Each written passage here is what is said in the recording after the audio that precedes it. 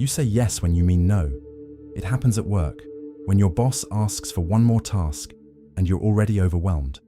It happens at home, when your partner suggests visiting their family this weekend and all you wanted was to rest.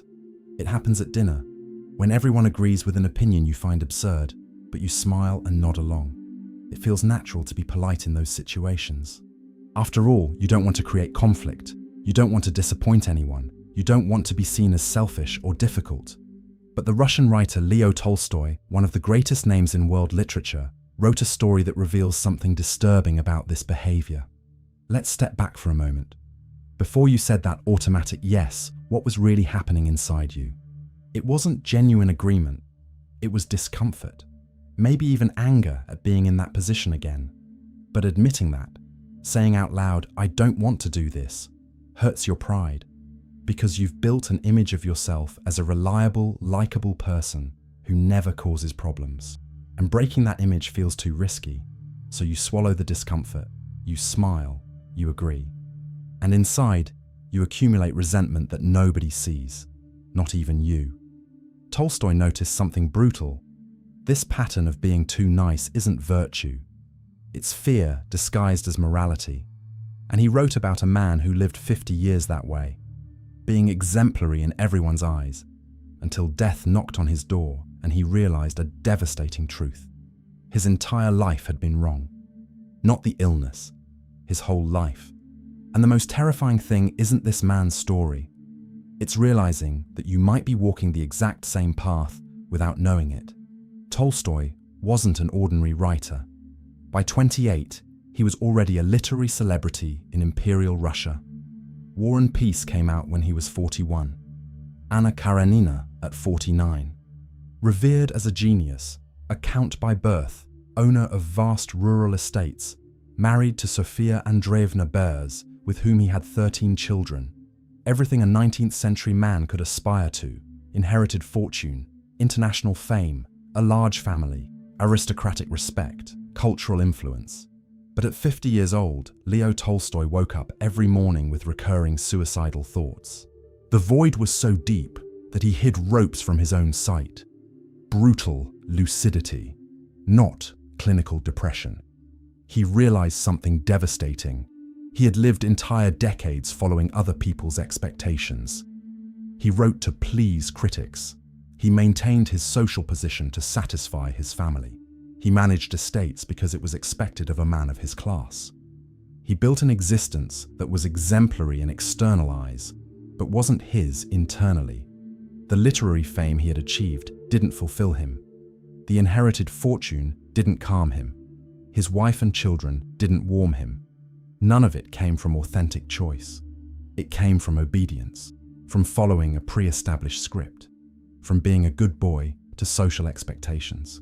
It was in this existential abyss, between 57 and 58 years old, that Tolstoy wrote The Death of Ivan Ilyich, published in 1886. It wasn't Russian fiction about an invented character. It was an autobiographical confession disguised as literature, an urgent warning for those who still had time to wake up before the end. Ivan Ilyich Golovin is a judge in the Russian Superior Court, middle-aged, a solid career built over decades of irreproachable public service, a wife from a good family, 2 healthy children, a spacious apartment in a respectable neighborhood of St. Petersburg, quality furniture, an active social life with important people, an impeccable reputation. Nobody has anything negative to say about Ivan Ilyich. He is polite to his superiors, fair to his subordinates, attentive to his wife, present in his family obligations with his children. He pays all his bills strictly on time. He attends the relevant social events of the bureaucratic elite. He dresses appropriately for each occasion. He says exactly what is expected in each context. He acts according to all the unwritten protocols of Imperial Russian society. If you ask anyone who knows Ivan Ilyich, the answer will be unanimous: a correct man, an exemplary citizen, a model of conduct, a responsible husband, a present father, an honest judge, a reliable friend. His life is precisely the standard of success that society applauds: an ascending career, a stable family, growing wealth, social respectability, And exactly because of this, exactly because everything seems perfect to external eyes, it's a silent tragedy that nobody sees. Not even him. Not yet. Every decision Ivan Ilyich made since his youth was shaped by external expectations, not internal will. He didn't choose his wife because he loved her. He chose her because it was an appropriate marriage for a man of his social position. A family with a good name, an acceptable dowry, appropriate behavior, conventional beauty. Everything right on paper. True feeling? Irrelevant. Nobody in his class married for romantic love. They married for social adequacy. Ivan followed the protocol. He didn't pursue a legal career because of a passion for justice or fascination with the law. He pursued it because it offered respectable status and predictable income. Law was a safe profession for the son of a bureaucrat. Prestige without risk. He obeyed. He didn't buy that new apartment because he liked the place, the architecture, the view. He bought it because it would impress important visitors, because colleagues from the court would be envious, because it was a symbol of social ascension. His taste didn't matter. Other people's approval did. He didn't attend cultural soirees, concerts, aristocratic dinners for intellectual pleasure, or a genuine desire to be there. He attended because important people would be present, because absence would be noticed negatively, because presence brought invisible professional advantages. Ivan Ilyich never stopped to ask the simplest and most frightening question a human being can ask. Does this make sense for me? Does this fulfill me? Is this what I really want? He simply obeyed. He followed the script that was handed to him at birth. He accepted the instruction manual for a successful life according to social standards, and he executed each step with technical perfection. Being a good boy in this precise context means obeying without questioning, pleasing without reflecting, avoiding conflicts at any emotional cost, maintaining social harmony even when that harmony is a psychological prison. Ivan was exemplarily good, and exactly because of that, he built a life that wasn't his. Everything starts to crumble with a stupid domestic accident. Ivan is hanging new curtains in the living room of his newly purchased apartment, an apartment he acquired to impress visitors, not because he wanted to live there. Curtains he chose because they were fashionable among families with good taste, not because he liked the fabric. He climbs the wooden ladder, stretches his right arm to adjust the ring on the bracket, loses his balance for a fraction of a second, tries to hold on, hits his back hard against the pointed window frame. It hurts at the moment, but it doesn't seem like anything serious. He laughs at himself for his clumsiness. He climbs down from the ladder. He continues his day normally. He goes to work at the court the next morning. He judges cases. He signs documents. He talks with colleagues. The pain in his back remains, a slight discomfort on the left side. He ignores it. Days pass. The discomfort turns into constant pressure. Weeks pass. The pressure turns into persistent pain. Months pass. The pain turns into unrelenting torment. Ivan sees doctors. The first one does a superficial examination, prescribes rest. It doesn't work. The second one orders blood tests, prescribes medications. It doesn't work. The third one suggests treatment with thermal waters. It doesn't work. Each doctor offers a different diagnosis. They speak in impressive technical terms that explain nothing concrete. Floating kidney problem, chronic intestinal inflammation, obscure hepatic complication. Ivan sees in all their eyes. Nobody knows what's really happening. They're just pretending to know to maintain professional authority, exactly like he pretends competence at the court when he doesn't understand a specific case. Everyone maintains a performance. The perfect life Ivan Ilyich built by following every social rule offers no protection whatsoever against real suffering. All the performative kindness accumulated over decades, all the meticulous social correctness, all the lifelong effort to never disappoint anyone, never cause problems, always be pleasant. None of it serves as a shield when true pain arrives, and it always arrives, for everyone, without exception, regardless of how correct you were. Ivan's condition progressively worsens over the months, but nobody around him admits the real severity. The doctors maintain empty professional optimism. You'll get better with the treatment, just a matter of time. Nothing that threatens your life. Polite lies. Ivan's wife, Praskovya Fyodorovna, pretends the illness is temporary and inconvenient. She gets irritated because his condition disrupts her social life. The dinners she planned to host need to be cancelled.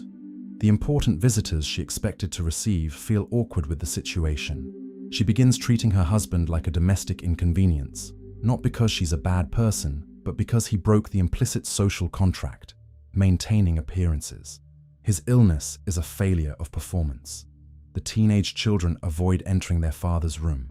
The strong smell of medications, the involuntary moans of pain during the night, the sight of his weakened body, the constant reminder of mortality, all of this is unpleasant. And nice people run from what's unpleasant. Friends of decades show up to visit. They sit in the chair next to the bed. They chat about trivialities. They discreetly look at their watches. They invent urgent commitments after 15 minutes. They leave relieved. Nobody wants to deal with the naked reality of death. It's too uncomfortable. It breaks the collective illusion of control. And the entire society functions by maintaining this illusion. Ivan is surrounded by people physically. His wife sleeping in the next room. His children living in the same house. Servants circulating through the rooms. Doctors making regular visits. Friends fulfilling the social obligation to show up. And he is profoundly isolated. Nobody is truly present with him. Nobody bears the real weight of what he's going through. They just maintain a facade of concern while waiting for it to be over soon, so they can go back to normal. And it's in this cruel reciprocity that Ivan sees the complete farce. He spent his entire life being exactly like this with everyone. Polite, cordial, pleasant, superficially attentive, absent at the core. He cultivated relationships based on social performance, not authenticity. Now that he needs true connection, there's nobody. Because he never offered that to anyone. Because nobody knows who he really is. They only know the character he played for 50 years. A pattern ran through Ivan's entire life without him ever questioning it, avoiding conflicts at any emotional cost, never expressing opinions that might displease important people, agreeing with superiors even when he strongly disagreed, accepting obvious injustices without protesting out loud, maintaining social appearances even when everything inside was screaming to stop. He believed this was being a good person. Tolstoy shows it's exactly the opposite. This social harmony that Ivan preserved with such meticulous care is false. A fragile facade sustained by emotional repression and paralyzing fear of rejection. He never said what he really thought about anything important. He never publicly defended what he really felt in private. He never confronted anyone about anything significant. The peace he created around him came from cowardice, camouflaged as politeness, not from genuine virtue. Real kindness, the kind that transforms relationships and creates true intimacy, requires courage, saying uncomfortable truths when they're necessary, even risking disapproval, establishing clear boundaries without guilt or excessive justification, defending authentic positions, even knowing some will disagree, risking rejection to maintain internal integrity. Ivan Ilyich never had that courage. He confused submission with kindness. He traded authenticity for acceptance. And he paid the highest price a human being can pay. He built an entire life without being himself for even a single day. As months turn into a year and the illness advances without precise diagnosis or effective treatment, Ivan's family distances itself emotionally while remaining physically present. His wife Praskovya becomes increasingly irritated, not with the illness itself, with what the illness represents. Destruction of the social life she built. She had plans. Important dinners with influential people. Cultural soirees where she would be seen. Social events that would elevate the family's status. Her husband's deteriorating condition cancels all of this. She begins looking at Ivan with poorly disguised resentment, as if he had chosen to get sick to ruin her plans, as if it were his moral failing that he couldn't get better with treatments. The doctors continue visiting, but now they're just going through professional motions. They know there's nothing they can do. They're just maintaining an appearance of competence. They prescribe new medications that won't work, They suggest dietary changes that won't help, all to avoid admitting their powerlessness in the face of that slow death. Ivan's children, especially his teenage daughter and young adult son, increasingly avoid any real interaction with their father. They enter the room only when necessary. They speak short, empty phrases. "How are you feeling today?" They leave before he can answer honestly. The smell of illness permeating the room. The involuntary sounds of pain that escape during the night. The visible physical transformation of a body that was once robust. All of this is an unbearable reminder that they too will die someday. And people who live in denial of death cannot stay near someone who is visibly dying. Friends of decades gradually stop showing up. First, they reduce the frequency of visits. Then they stop completely. They send polite messages through servants. "Get well soon." Prayers. "We hope to see you recovered soon." Social lies that everyone knows are lies, but nobody admits. Nobody wants to face death up close. It's too brutal a mirror. It shows the fragility of all the structures we build to feel safe. Social status doesn't protect. Money doesn't save. Family guarantees nothing. All the pillars on which Ivan built his life are revealed as illusions when real death approaches. And he is alone in this recognition, surrounded by people who pretend along with him that everything will be fine, but alone with the truth at a level that hurts physically. Alone in the dark room with the pain that never relents, Ivan begins to feel visceral rage emerging from the depths. Not sudden rage that appeared with the illness. Old rage accumulated over entire decades, buried under thick layers of meticulous social education and aristocratic etiquette. Rage at the doctors who lie blatantly with their contradictory diagnoses and empty technical optimism. Rage at his wife Praskovia, who feigns superficial concern when she finds visitors, but clearly just wants him to get better quickly so he can stop disrupting her social calendar, her meticulous plans, her strategic dinners. Rage at the children who flee from his raw reality as if a serious illness were a contagious moral defect. Rage at the friends who disappeared because it was too inconvenient, too uncomfortable, too depressing to deal with naked truth without social masks.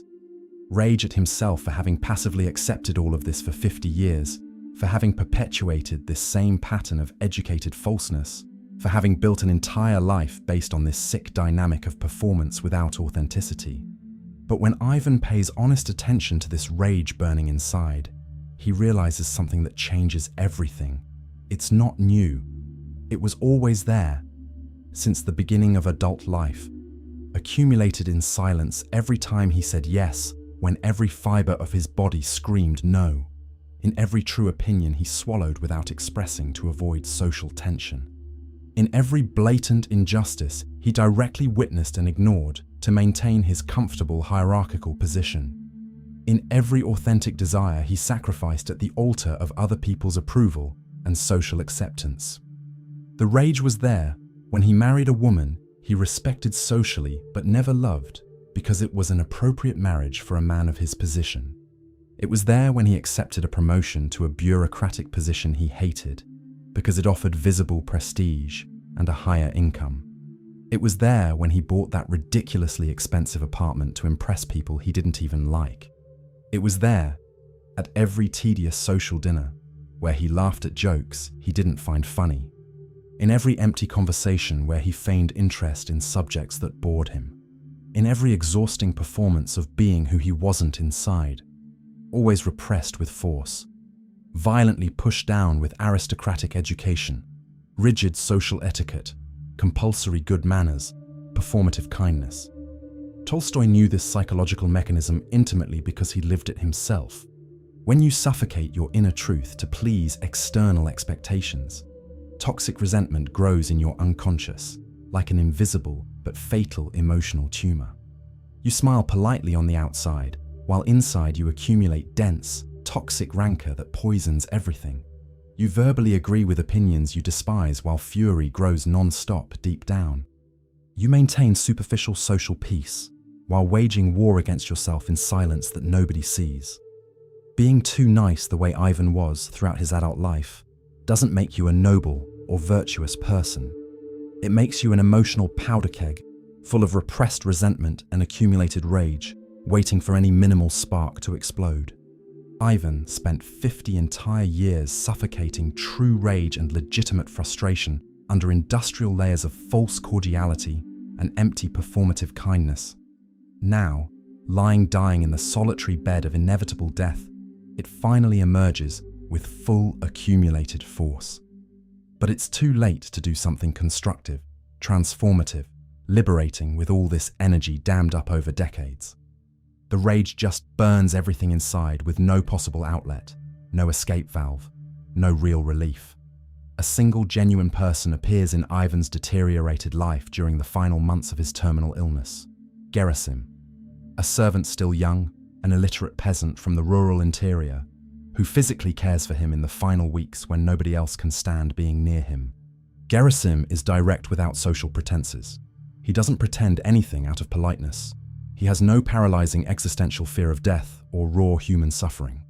When Ivan, embarrassed by his own vulnerability, asks if it's too much trouble to have to clean up his most basic and humiliating physical needs, to carry his debilitated and weakened body from one place to another, to spend entire nights awake holding his legs in a specific position just to partially relieve the unbearable pain, Gerasim responds simply, "We're all going to die someday. It's no trouble helping now while I can." No performative drama, no elaborate social performance, just naked, simple truth. He is pure authenticity in its raw state. Genuine kindness without a sophisticated social mask. He doesn't act out of hierarchical obligation or strategic calculation of future advantages. He acts because he freely chooses to. He has no conditioned fear of directly confronting the naked reality of inevitable death. He looks at it with natural serenity that comes from living without lies, without polite falsehoods, without exhausting performances. The contrast devastates Ivan when he finally recognizes it. The ignorant, illiterate servant, without sophisticated formal education, without recognized social status, lives with infinitely more inner truth and authentic integrity than the educated judge, socially respected, publicly exemplary for decades. Gerasim possesses real kindness, coming from inner strength and free choice.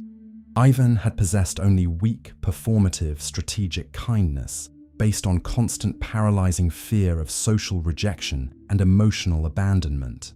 At the height of simultaneous physical and emotional suffering, alone in the oppressive darkness of the silent room during an endless night, Ivan asks himself the question that destroys everything he believed about his own existence. What if my entire life from the beginning was fundamentally wrong? Not the mysterious terminal illness, not the late and ineffective medical diagnosis, not the incompetent and lying doctors, the whole life since youth, since the first significant choices. He meticulously followed all the rules that Imperial Russian society established as correct. He studied law because it was a respectable career for the son of a bureaucrat. He married a socially appropriate woman because it was expected of a man in his position. He had children because it was the natural family obligation of his class. He bought expensive furniture that impresses important visitors.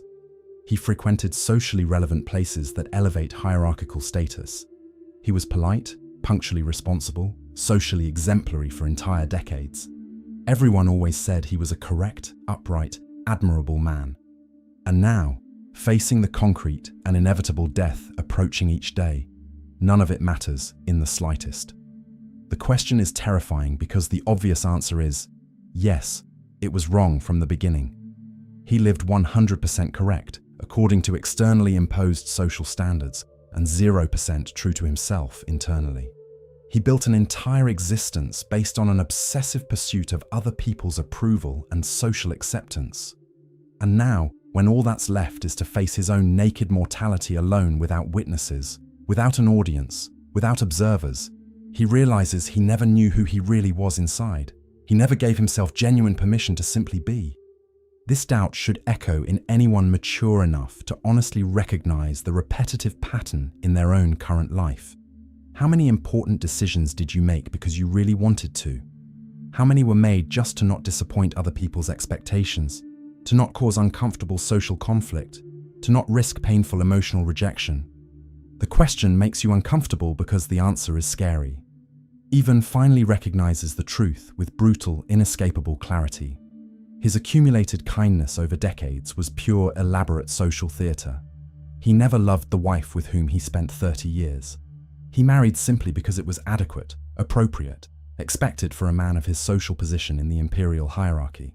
He never loved the bureaucratic work he meticulously performed for decades. It was merely visible social status and predictable financial income. He never loved the social life he cultivated so carefully for years. It was purely exhausting performative obligation. Everything was elaborate theatrical representation. He was never good because he felt genuine internal compassion flowing naturally. He was good because he was constantly paralyzingly afraid. Visceral fear of being socially rejected if he showed public disagreement with superiors. Fear of being hierarchically excluded if he established firm personal boundaries. Existential fear of being emotionally abandoned if he honestly revealed who he really was inside. So he meticulously constructed a pleasant, compliant, correct, exemplary social character. And he lived 50 years imprisoned in that false character with no escape. The life that seems perfect to all external observers isn't his internally. It belongs to the empty social puppet he created for social survival. And now, prostrate alone on the final bed of inevitable death, he realizes he wasted the only real life he had, keeping an elaborate lie artificially alive. Nobody directly forced this on him with violence. Society merely offered the pre-established script of a successful life, but he actively chose to obediently follow every line, out of paralyzing fear, out of existential cowardice disguised as admirable moral virtue. True kindness and weak kindness look the same on the outside. On the inside, they're opposites. True kindness comes from authentic inner strength and solid personal integrity. You act consciously with real compassion because you choose freely and deliberately, not because you anxiously fear negative social consequences. You help other people because you want to contribute to their well-being, not because you desperately need to be seen publicly and socially recognized as a good and admirable person. You establish healthy personal boundaries without toxic emotional guilt, because you know self-respect isn't destructive selfishness. True real kindness requires brutal and consistent existential courage. Sometimes it inevitably means firmly saying no, even when pressured. Sometimes it necessarily means directly confronting injustices, even risking comfort. Sometimes it means consciously accepting temporarily disappointing someone to permanently maintain personal integrity. Gerasim, the simple peasant servant, possessed exactly that precise type of real, authentic kindness. He helped Ivan generously, without conditioned fear, without strategic social calculation, without expecting public recognition or future reward. Weak performative kindness is psychological submission dressed up as admirable moral virtue. You're good only to cowardly avoid uncomfortable social conflict. Constantly pleasant only to not be emotionally rejected. Compliant only to not face painful public disapproval. This weak kindness serves nobody in a real and concrete way. It doesn't help other people because it comes from a weak psychological place and internal fear. And it destroys you because it requires denying, repressing, suffocating who you authentically are inside. Ivan spent his entire adult life practicing weak performative kindness, honestly believing he was being virtuous, admirable, exemplary. He discovered too late that he was just being a coward disguised as a good person. Ivan's greatest pain isn't physical, despite the intensity of his bodily suffering. It's the late lucidity. He finally sees the truth about his entire life with devastating, total clarity. He recognizes every wrong choice he made, every moment he betrayed himself just to please other people's expectations, every time he said yes externally when his entire inner being screamed no, every wasted opportunity to live as who he really was, and there's no time left to rebuild anything significant. He can't magically go back to 20 and do everything differently from the beginning. He can't courageously divorce and finally find true, authentic love. He can't honestly quit his empty career and follow something that really matters internally. He can't be honest with his children now and create real emotional connection before the end. It's over. This is precisely the central tragedy Tolstoy wanted to show, without mercy. Painfully discovering who you never allowed yourself to be when there's not enough life left to finally be. The true pain isn't the physical illness progressively destroying the material body. It's consciousness progressively destroying the comfortable illusion. Realizing you had an entire life with decades of opportunities and wasted it all being merely pleasant for an external audience. This specific pain is avoidable. Not for Ivan, obviously, but for those who still have entire decades ahead of them. If you stop pretending right now, if you have the existential courage to be unpleasant when it's genuinely necessary, if you consciously choose costly authenticity instead of comfortable approval, Ivan's late lucidity can be your early, saving warning, but only if you really listen and act. In the final days of his life, something fundamental changes in Ivan. He stops resisting reality. He stops pretending he'll miraculously get better. He stops trying to be performatively pleasant with those who still visit out of obligation. He stops maintaining empty social appearances. He accepts the physical pain without uselessly fighting against it. He accepts the inevitable death without cowardly denying it. He accepts that his life was empty without inventing comforting excuses. And in this brutal, naked, raw acceptance, without elaborate social masks, without exhausting theatrical performance, he finds something he never felt before in 50 entire years: genuine, real peace. For the first time in his entire adult life, he isn't desperately trying to be what others expect. He isn't anxiously calculating how to please each person. He isn't avoiding potential conflicts. He simply is, true at last, emotionally naked for the first time, free from the psychological prison he meticulously built over decades. The false performative kindness dies with him on the final bed.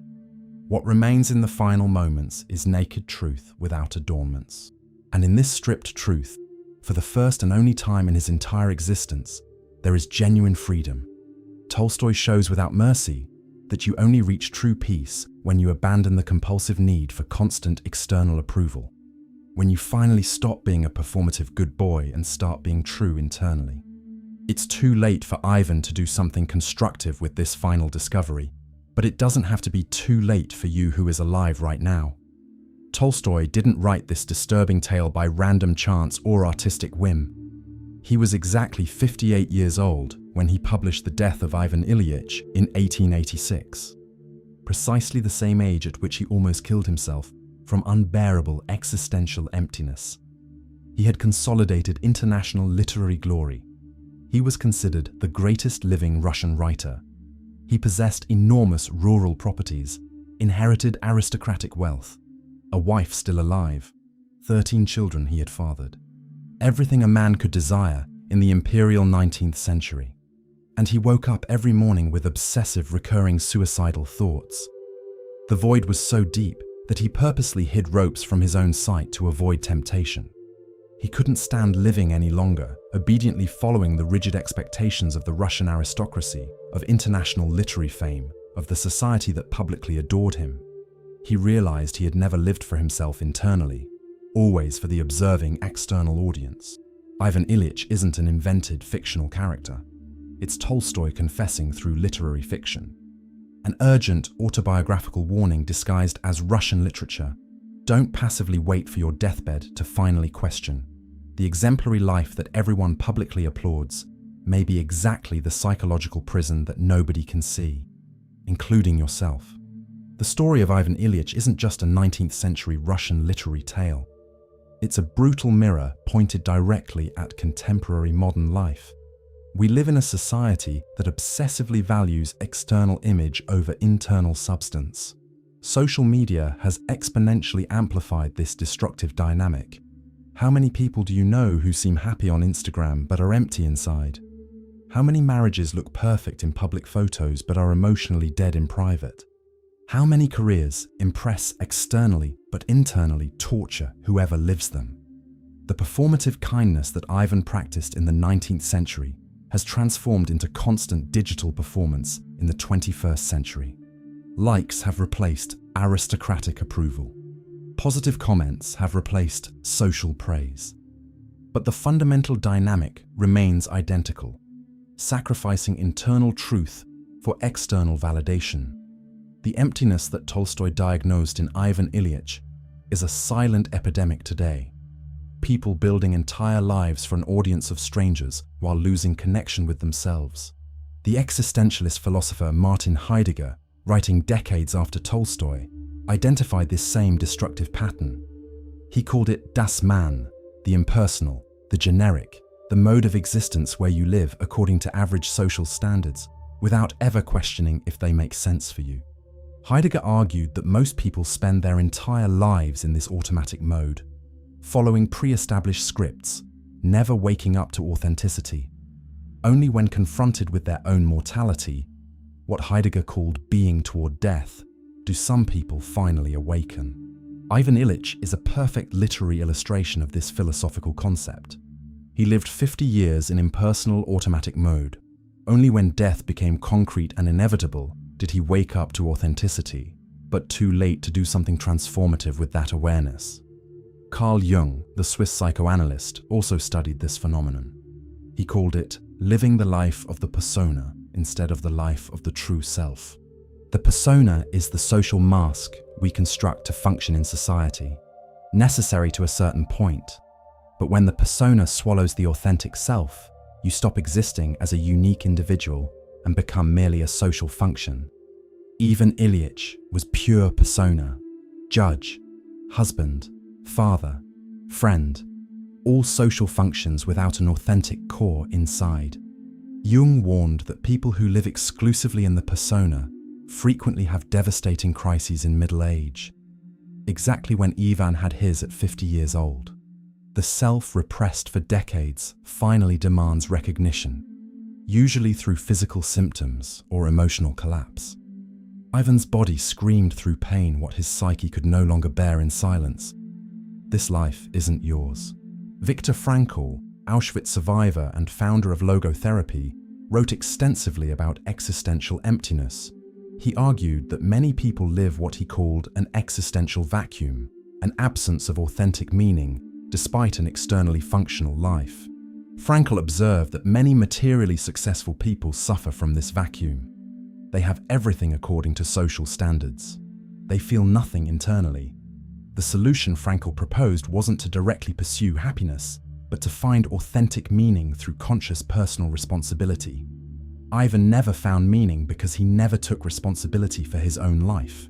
He just followed expectations. Frankl would say Ivan died without ever having lived because he never consciously chose his existence. This dynamic of performative kindness versus real authenticity doesn't just affect individuals in isolation. It contaminates entire relationships. Think of marriages where both people are perfectly polite, never openly fight, maintain impeccable social appearances, but there's no real intimacy, no authentic vulnerability, no true emotional connection. They're two polite strangers sharing space, exactly like Ivan and Praskovia. Think of friendships where everyone is always pleasant, positive, superficially attentive, but nobody shares real pains, genuine fears, authentic doubts. They're facade relationships. When a real crisis comes, these connections evaporate because they never had substance. Ivan's friends disappeared because there was never real friendship, only a performative social network. The social pressure to be too nice starts early in socialization. Children constantly hear, be polite, don't cause problems, be pleasant. Don't disappoint your parents. Apparently innocent messages that, when rigidly internalized, create adults who don't know how to say no, establish boundaries, express authentic needs. The pedagogue and writer Brené Brown has extensively researched vulnerability and authenticity. She found that people who live authentic lives inevitably face social disapproval at some moments. But this temporary disapproval is the price of permanent integrity. People who avoid all conflict, all disapproval, all social discomfort, like Ivan did, pay a much higher price. They lose themselves. The psychologist Marshall Rosenberg developed nonviolent communication partly to solve this dilemma. How to express authentic needs without being cruel. How to establish boundaries without attacking. How to be honest without destroying relationships. The answer isn't being a performative nice person or being an authentic cruel person. It's a third way: compassionate honesty, telling truth with empathy, expressing needs with respect, establishing boundaries with clarity, but without violence. Ivan never learned this. He knew only two modes: polite submission or repressed rage. Gerasim, the simple servant, intuitively practiced this third way: honest but compassionate, direct but respectful, authentic but gentle. Tolstoy, in the final years of his life after writing Ivan Ilyich, radically tried to live differently. He renounced copyrights on future works. He wanted to distribute properties among peasants. He tried to live according to primitive Christian principles he had rediscovered. The family violently resisted. His wife Sophia, who served as the model for Praskovia, was furious. She wanted to maintain status, wealth, social position. He wanted truth and simplicity. The conflict was so intense that Tolstoy, at 82 years old, fled from home during the night. He died days later at a remote train station. He chose to die authentic and solitary rather than live false and comfortable. This radical choice illustrates exactly what he tried to show in Ivan Ilyich. There comes a moment where you need to decide between external approval and internal integrity. You can't have both. The question Tolstoy poses through Ivan isn't merely philosophical or literary. It's urgently practical and personal. Look honestly at your life right now. What important choices have you made recently? Your current job, did you choose it because you genuinely want to do this, or because it offers status, income, family approval? Your current relationship, are you with this person because you love them, or because it's comfortable, safe, socially appropriate? Your friendships, are they based on real connection or social convenience?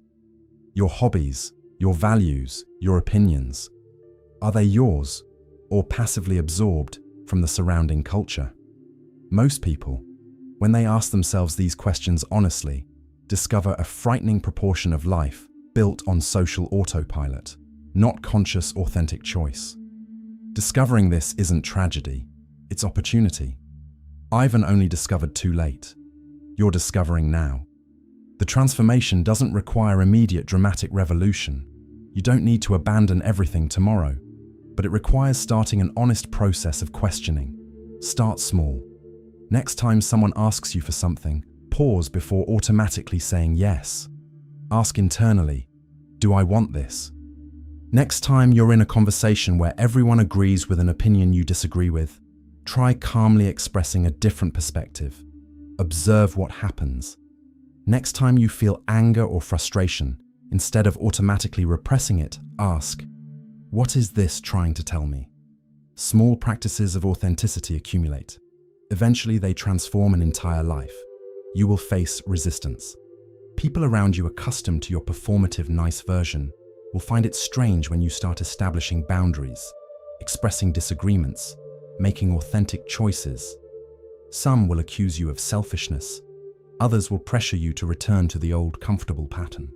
This resistance is a test. It reveals which relationships were based on the genuine you and which were based on the convenient performative you. Authentic relationships survive and even deepen when you stop pretending. Superficial relationships evaporate. Losing superficial relationships isn't loss, it's liberation. It opens space for real connections. Ivan Ilyich died physically alone, but accompanied only by Gerasim, a genuine person. There's symbolism in this. When you finally stop being a performative nice person and start being authentic, you may be temporarily more alone numerically. Superficial people leave, but the few who stay or who arrive afterward are really present. Quality over quantity. One Gerasim is worth more than 100 performative friends. The death of Ivan Ilyich is Tolstoy's warning. Don't wait for a terminal diagnosis to wake up. Don't waste decades being pleasant for an audience that doesn't even care about you. Live now, choose now, be authentic now, because now is the only moment you're guaranteed to have. Ivan had 50 years of later. Until later became never. You have now. Use it. If this video made you question something you've been avoiding facing, leave it in the comments. You don't need to go into detail, just show up. Sometimes naming the discomfort is already the first step toward real change.